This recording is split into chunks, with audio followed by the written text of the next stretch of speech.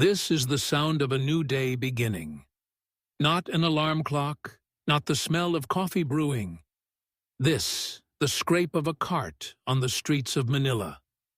This boy, his name is Jomar, and he is on his way to work. For him, and for millions of others, these streets are not just a place to live. They are a living, breathing thing. A provider, a playground, a battlefield, and a home. They whisper a promise, a single powerful idea that everyone here understands. Anything is possible on these streets. Look around you. Take it all in. This is not chaos. This is a symphony.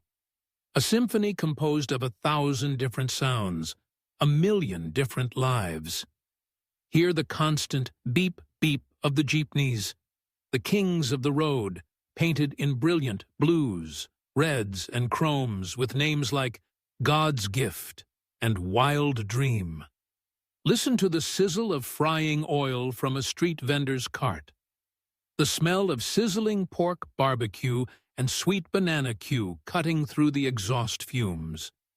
Hear the laughter of children chasing a makeshift ball, the distant beat of music from a neighbor's radio, the calls of the vendors selling everything from fresh fish to plastic toys.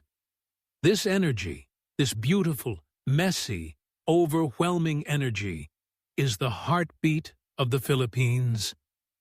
It is a country of over 7,000 islands, but its soul is right here, on these pavemented veins that pump life into the cities and towns. To understand that soul, you have to understand the people who dance to this symphony every single day. Let's follow the scent of that barbecue. This is Aling Rosa. She has been standing at this exact spot for 20 years. Her hands move with a speed that defies age, flipping skewers of meat over hot coals. Her face is lined not with worry, but with the wisdom of someone who has seen it all. She started with 5 pesos in her pocket and a dream to feed her children. Now she has put all 3 of them through college. One is a nurse. This small cart, no bigger than a table, did that. On these streets, a simple recipe and a strong will can build a future. Now look up, look above the streets. See those wires? A tangled, crazy web of electricity and internet cables. People call it the spaghetti junction. It looks like a mess, and maybe it is. But it also tells a story. It's a story of connection, of making do, of finding a way to link one house to another, one business to the world. It's a physical symbol of the Filipino spirit, resourceful, interconnected, and finding a solution, no matter how complicated it looks. Now, let's step into the side streets, the alleys where the main symphony fades into smaller, more intimate melodies. Here life spills out from the homes. The boundary between inside and outside disappears. A woman washes clothes in a plastic basin, singing along to a love song on the radio. 2 men play an intense game of chess, using a board drawn on a piece of scrap wood. Their audience is a group of kids, watching silently, learning, and the children, always the children. Watch them play. Their toys are not from a store. They are creations of pure imagination. A soda bottle cap becomes a racing car. A bunch of rubber bands tied together becomes a ball. A steep, cracked pavement becomes a mountain to be conquered. Their laughter is the purest sound on these streets, a constant reminder that joy does not need a price tag. For them, the whole street is a kingdom, and every day is an adventure. Anything is possible, even with nothing. But the symphony has its stormy movements too. The sky darkens without warning. The warm, dry air suddenly turns heavy with the promise of rain.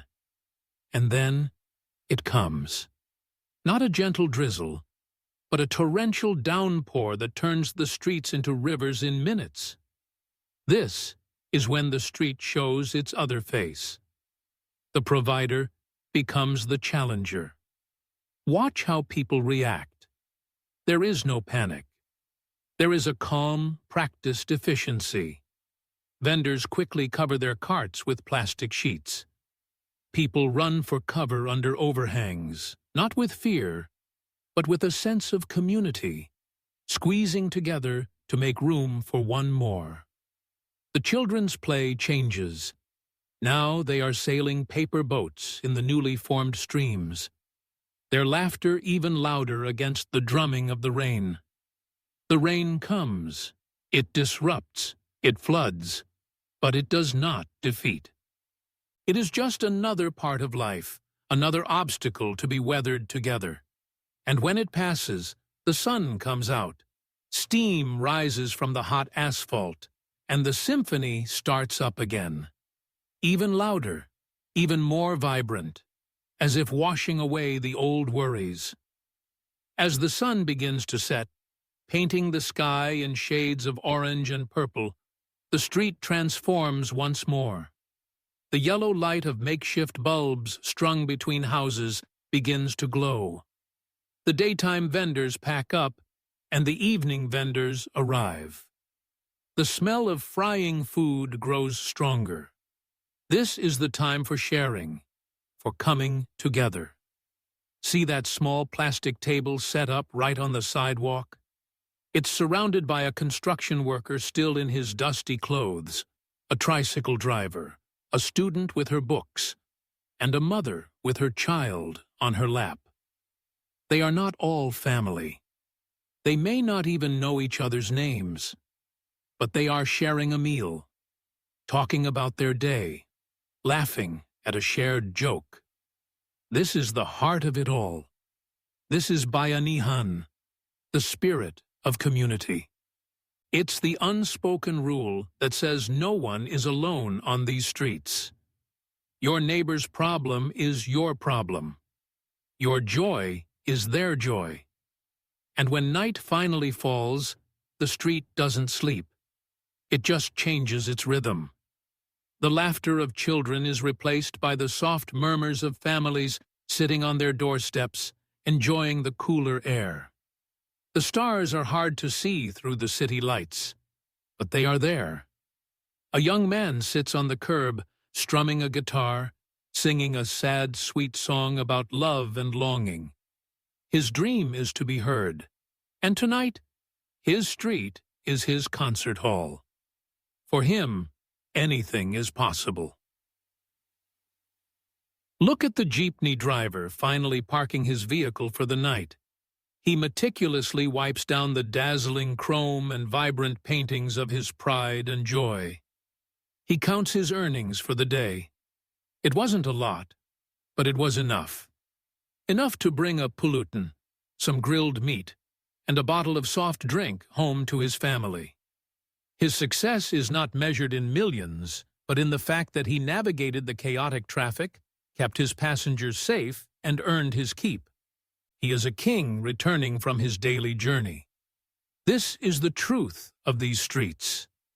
The possibility that is promised here is not always the possibility of becoming a billionaire or a global superstar, though that dream exists too. For most, the possibility is more profound.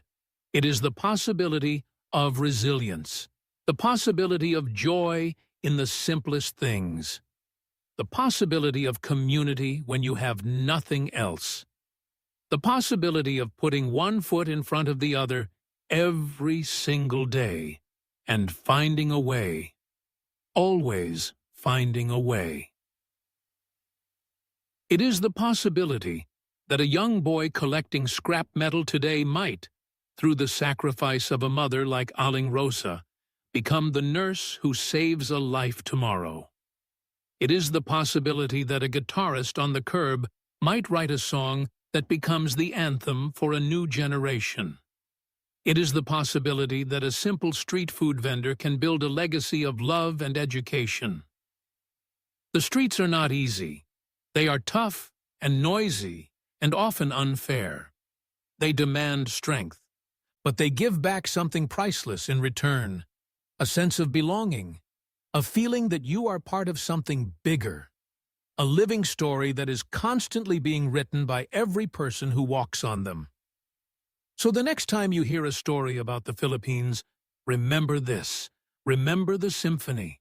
Remember the scrape of a wooden cart, the sizzle of barbecue, the laughter in the rain, and the guitar music in the dark. It is a story of life, in all its messy and beautiful glory. A story that proves, every single day, that with a little courage, a lot of heart, and the support of your community, anything is truly possible on these streets.